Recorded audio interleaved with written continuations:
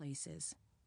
And she has these kids that are in starvation, and the blind lady, she goes out with her old cane, thumping on the hard dirt of the town.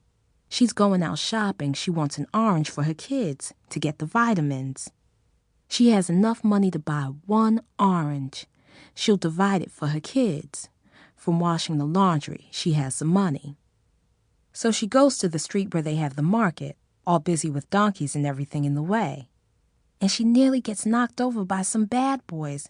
But she gets to the fruit market, and she smells all the fruits, and she just wants one best orange for her children. So she holds some oranges in her hand, and she finds the best one. Even being blind, she can smell how juicy it is, and she pays her last money for the orange and starts thumping home with her cane. What happens on the way home is the same bad boys from before. They trip her, and she falls and drops the orange. Her nose is bleeding from her falling, and she's reaching across the ground for her cane, and she's a mess. So one of the boys says how he's so sorry to see her in the dirt. He tells her he was just passing by and saw her fall. She knows this is a lie, but he's handing her back her orange, and he even hands her her cane. So she thanks him, and she gets up and thumps on home. Now she's bleeding from her nose, but she's on her way home to her starving children. But with her bleeding nose, she couldn't smell, so she doesn't know till later what that boy done.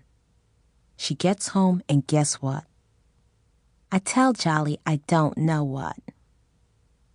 Guess, Jolly is insisting. I don't know, I tell her.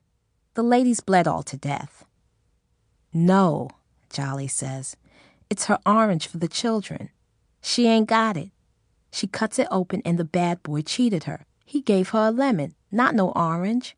She smells a sour lemon smell coming up from the fruit she cut, and she's mad.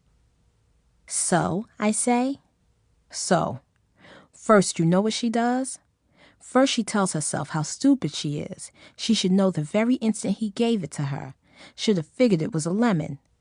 That's what I was thinking, I say. Jolly, she looks at me. Remember how she was when he put it in her hand? This is now one of those tests in school where you read the paragraph and they ask questions after. She was falling down in the dirt bleeding, I say. She couldn't smell.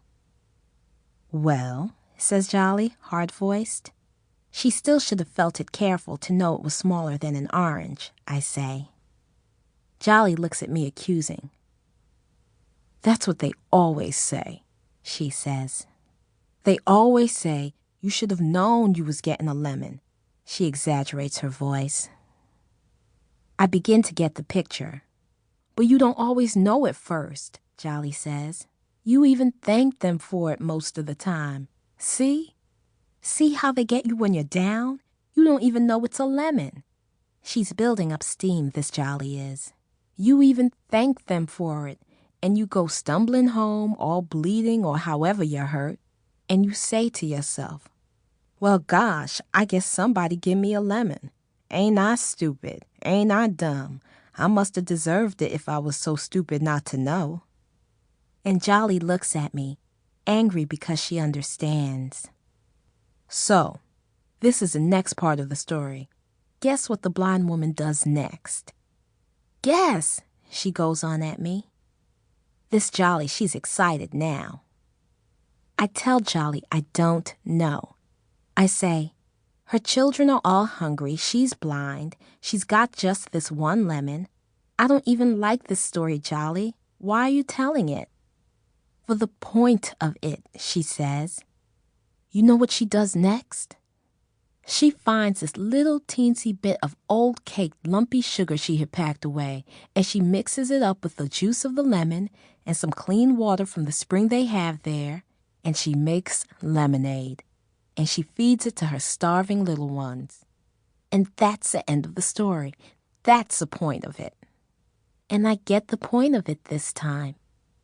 And I want to put my arms all the way around Jolly in congratulation.